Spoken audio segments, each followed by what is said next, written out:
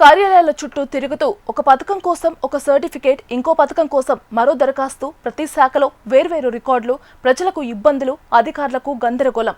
ఇవన్నీ ఇప్పటి వరకు మనం చూస్తూనే ఉన్నాం. కానీ ఇప్పుడు తెలంగాణ ప్రభుత్వం సంక్షేమ పథకాల అమలులో భారీ మార్పుకు శ్రీకారం చుడుతోంది.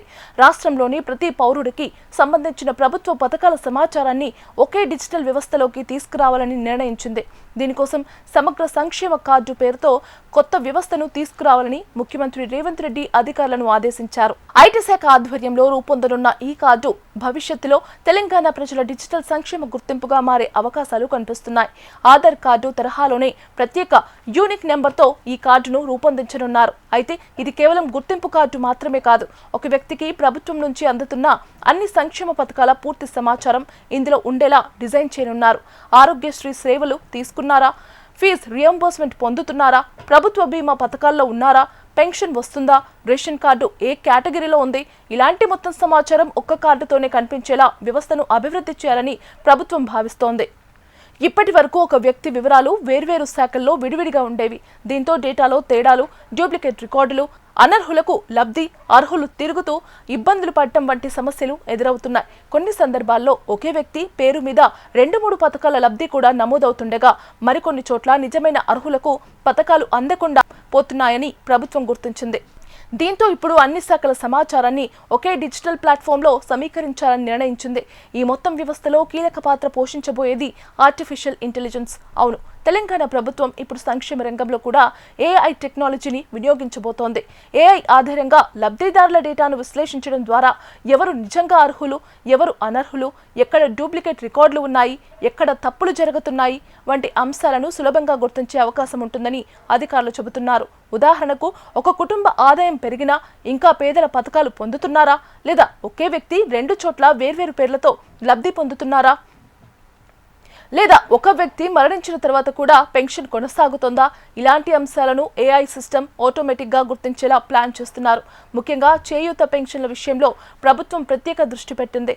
ఇప్పటి వరకు ఒక వ్యక్తి మరణించిన తర్వాత కూడా కుటుంబ సభ్యులు లేదా మధ్యవర్తులు పెన్షన్ తీసుకునే ఘటనలు బయటపడుతూనే ఉన్నాయి. ఇకపై అలాంటి పరిస్థితులు లేకుండా ఒక వ్యక్తి మరణ ధృవీకరణ పత్రం జారీ అయిన వెంటనే ఆ సమాచారం ఆటోమేటిక్గా సంక్షేమ డేటాబేస్కు చేరేలా వ్యవస్థను అభివృద్ధి చేయాలని సీఎం సూచించారు. దీంతో పెన్షన్ డేటా కూడా వెంటనే అప్డేట్ అవుతుంది. దీంతో ప్రభుత్వానికి ఆర్థిక భారం తగ్గడమే కాకుండా నిజమైన అర్హులకు మరింత వేగంగా లబ్ధి అందే అవకాశం ఉందని అధికారులు చెబుతున్నారు.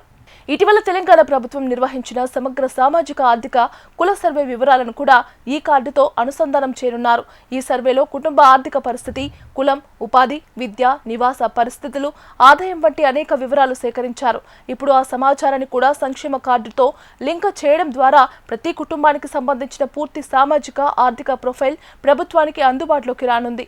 దీంతో భవిష్యత్తులో కొత్త పథకాలు రూపొందించేటప్పుడు కూడా ప్రభుత్వం మరింత ఖచ్చితమైన నిర్ణయాలు తీసుకునే అవకాశం ఉంటుంది.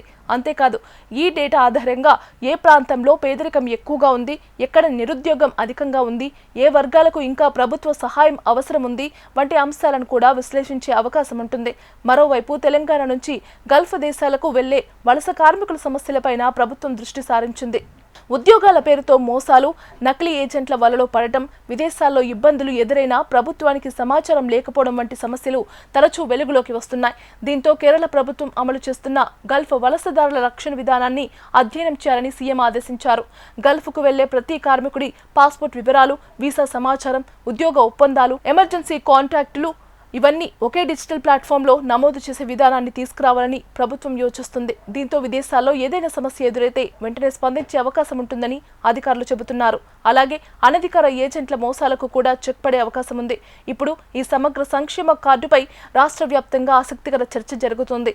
ఒకవైపు ఇది సంక్షేమ పథకాల అమలులో విప్లవాత్మక మార్పులు తీసుకురాగలదని ప్రభుత్వం భావిస్తుండగా, మరోవైపు ప్రజల వ్యక్తిగత డేటా భద్రత ఎలా ఉంటుంది, అన్ని వివరాలు ఒకే చోట ఉండటం వల్ల గోప్యతకు ముప్పు ఏర్పడుతుందా అనే ప్రశ్నలు కూడా వినిపిస్తున్నాయి. అయితే అధికారులు మాత్రం డేటా భద్రతకు అత్యంత ప్రాధాన్యమిస్తామని చెబుతున్నారు. అత్యాధునిక సైబర్ సెక్యూరిటీ వ్యవస్థలతో ఈ ప్లాట్ఫామ్ను రూపొందిస్తామని హామీ ఇస్తున్నారు. మొత్తంగా చూస్తే తెలంగాణ ప్రభుత్వం ఇప్పుడు సంక్షేమ వ్యవస్థను పూర్తిగా డిజిటల్, డేటా ఆధారిత, పారదర్శక విధానంలోకి తీసుకెళ్లే ప్రయత్నం చేస్తోంది. ఒక్క కార్డుతో అన్ని పథకాల లబ్ధి, ఏఐతో అర్హుల గుర్తింపు, డూప్లికేట్లకు check, pension data auto updated, Gulf వలసదారుల భద్రతకు ప్రత్యేక డిజిటల్ వ్యవస్థ, ఇలా టెక్నాలజీ ఆధారంగా కొత్త సంక్షేమ పాలనకు తెలంగాణ ప్రభుత్వం సిద్ధమవుతుంది. మరి ఈ సమగ్ర సంక్షేమ కార్డు నిజంగానే ప్రజలకు వరంగా మారుతుందా, లేక అమలులో కొత్త సవాళ్లు తీసుకురానుందా అనేది ఇప్పుడు ఆసక్తికరంగా మారింది.